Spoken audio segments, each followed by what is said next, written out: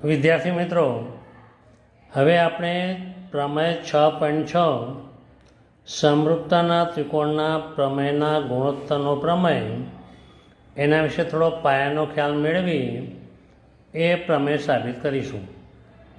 હવે પાયાના ખ્યાલમાં શું છે કે ભાઈ કોઈ પણ ત્રિકોણ લઈએ,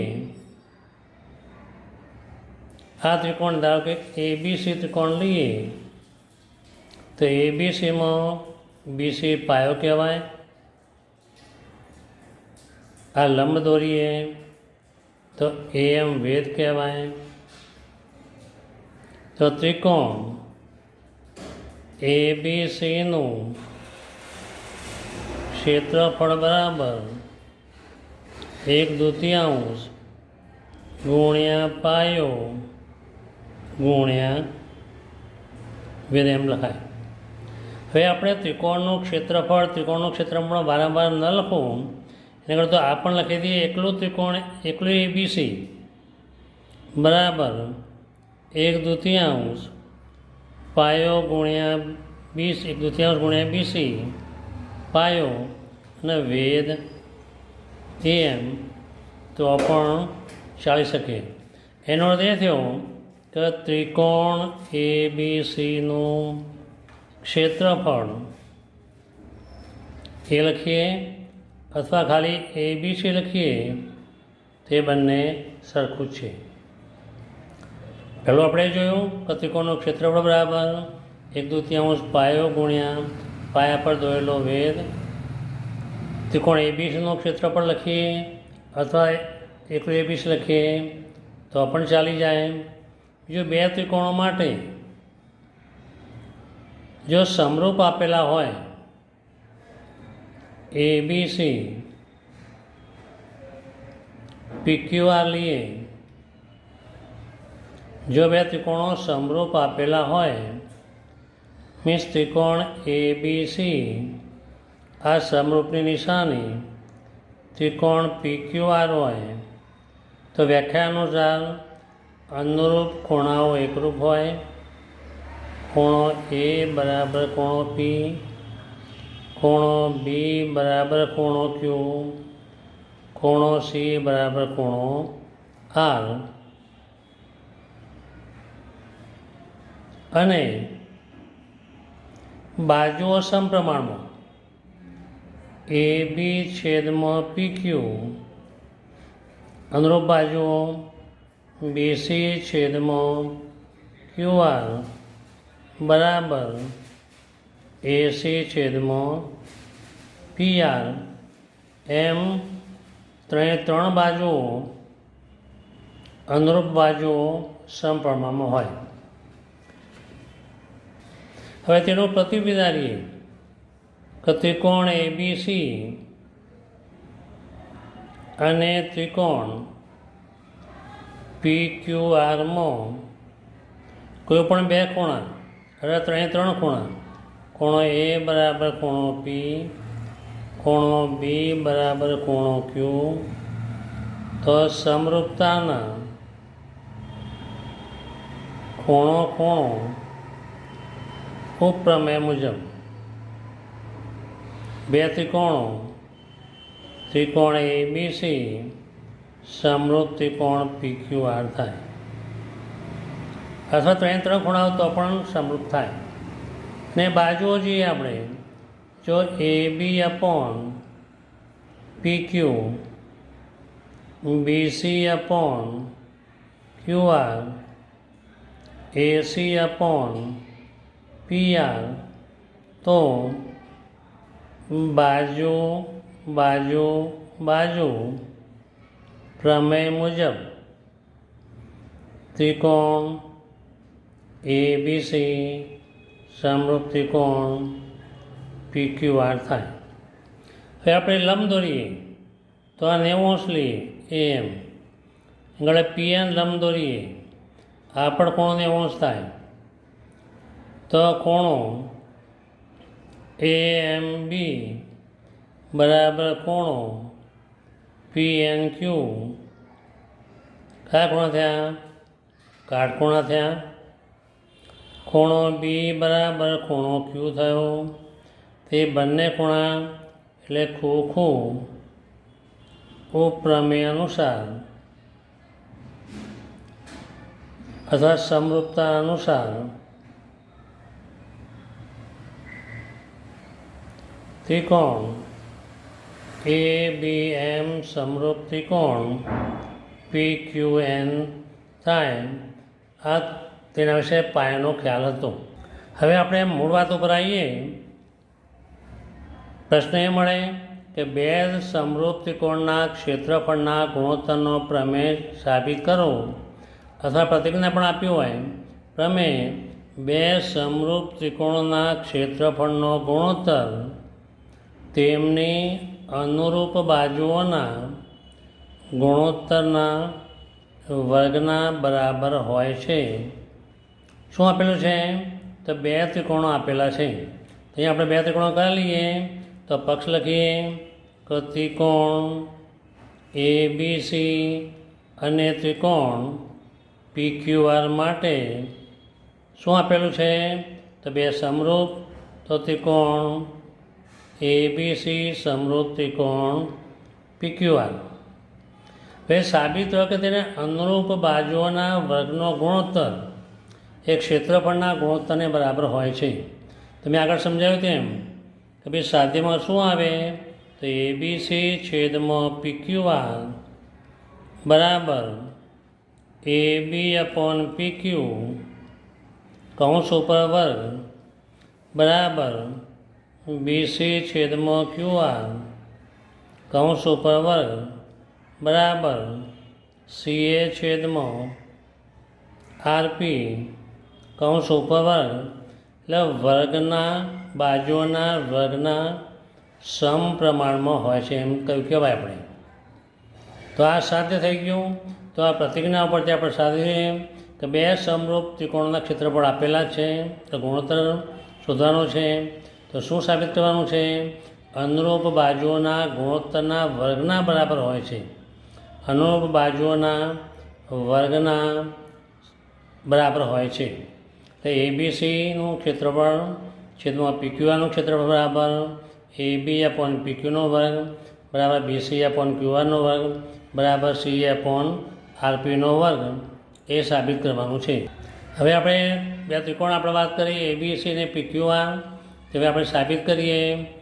તો ત્રિકોણ ABCમાં વેધ AM અને ત્રિકોણ PQRમાં વેધ PN દોરો. તો સાબિતીની શરૂઆત કરીએ. ત્રિકોણ ABCમાં AM તથા ત્રિકોણ PQRમાં વેધ PN દોરો. હવે આપણે જોયું કે ત્રિકોણનું ક્ષેત્રફળ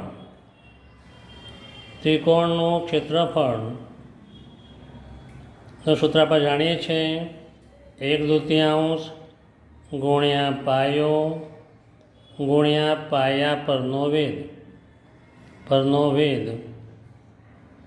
એ આપણે સૂત્ર જાણીએ છીએ આપણે. તેના પરથી આપણે મેળવીએ કે ત્રિકોણ ABCનું ક્ષેત્રફળ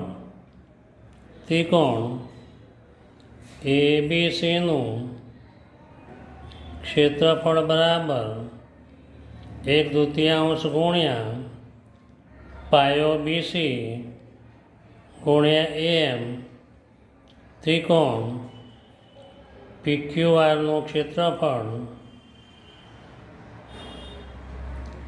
બરાબર 1/2 ગુણ્યા પાયો QR ગુણ્યા PN વેધ.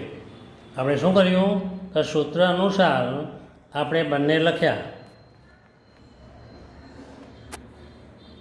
હવે આપણે વિચારીએ કે ભાઈ બેનો ગુણોત્તર લઈએ.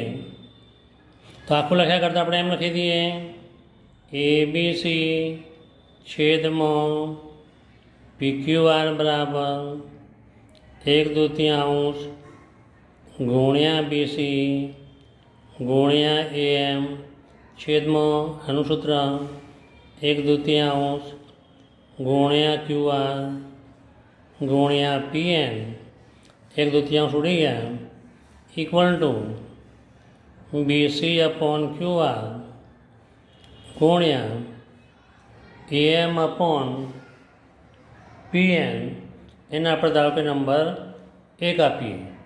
હવે મેં સમજાવ્યું તેમ કે શું આપેલું છે તો ત્રિકોણ ABM અને ત્રિકોણ PQNમાં તો ખૂણો B બરાબર ખૂણો Q.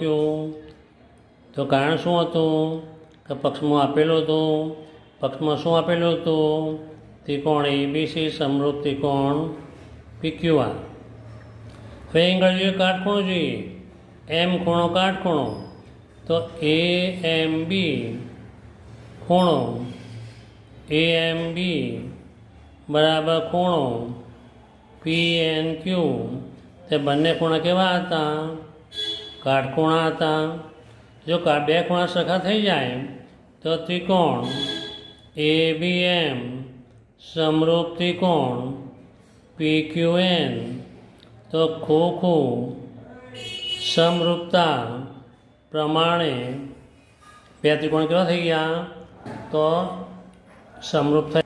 હવે બે ત્રિકોણો કયા સમરૂપ થયા ABM સમરૂપ ત્રિકોણ PQN. તેથી AB અપોન PQ બરાબર BM અપોન QN બરાબર AM છેદમાં PN. AB upon PQ BM upon QN AM upon PN. પણ આપણે જરૂર છે નહીં હતી, આપણે ફક્ત બેની જરૂર હતી પહેલું છેલ્લું. તેથી આપણે લખી દઈએ કે AM અપોન PN બરાબર AB અપોન PQ એ ધારો કે નંબર 2 આપીએ. હવે આપણે પક્ષમાં આપેલું છે કે ત્રિકોણ ABC સમરૂપ ત્રિકોણ PQR. આ પક્ષમાં આપેલું હોવાથી અનુરૂપ બાજુઓ કેવી થાય તો સમપ્રમાણમાં AB upon PQ equal to BC upon QR equal to AC upon PR. એના પરથી આપણે આ પણ લખી શકીએ કે AB અપોન PQ કૌંસ ઉપર વર્ગ BC અપોન QR કૌંસ ઉપર વર્ગ AC અપોન PR કૌંસ ઉપર વર્ગ. એમ બંને બાજુ વર્ગ લેતો યા ત્રણે બાજુ વર્ગ લેતો સાથે વર્ગ લે કોઈ ફેર પડતો હોતો નથી. પરંતુ આપણે ઉપર જોયું તેમ આપણે નંબર 1માં શું હતું તો ABC છેદમાં PQR બરાબર BC છેદમાં QR ઇન્ટુ AM છેદમાં PN. પરંતુ એ ગણે શું આપેલું હતું BC અપોન QR બરાબર AB અપોન PQ પણ આપેલું હતું. અહીં બીજું એ શું આપેલું હતું કે AM અપોન PN બરાબર AB અપોન PQ પણ આગળ જોયું આપણે ત્યાં કિંમત બદલી દઈએ આપણે. તેથી ABC છેદમાં PQR બરાબર BC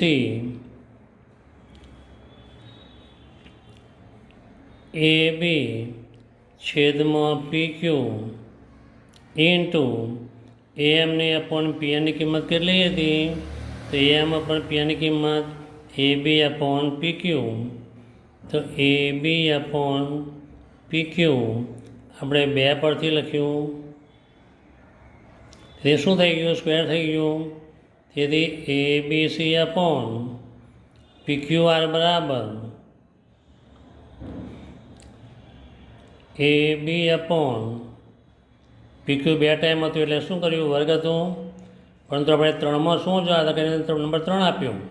તો 3માં શું હતું કે 3ના બાજુના વર્ગનો ગુણોત્તર સરખો હતો. તેથી ABC અપોન PQR બરાબર AB અપોન PQ કૌંસ ઉપર વર્ગ BC અપોન QR કૌંસ ઉપર વર્ગ AC અપોન PR કૌંસ ઉપર વર્ગ 3 પરથી મળ્યું. એ આપણે પ્રમેય સાબિત થઈ ગયું કે ABC અપોન PQR બરાબર AB અપોન PQ કૌંસ ઉપર વર્ગ બરાબર BC અપોન QR કૌંસ ઉપર વર્ગ AC અપોન PR કૌંસ ઉપર વર્ગ. આ સાબિત થઈ ગયું. એની નિશાની આપણે ફરજિયાત લખવાની, જેનો અડધો માર્ક્સ હોય છે. તો મને એકદમ સરળ રીતે પ્રમેય સાબિત કરવાની રીત બતાવી. મેં આગળનો બેઝ લીધો, બેઝ ઉપરથી કયો કયો ઉપયોગ કરવો આપણે એ શીખવાડ્યું. હવે વિડીયો સારો લાગ્યો હોય તો લાઈક અને સબસ્ક્રાઈબ કરજો. Thank you.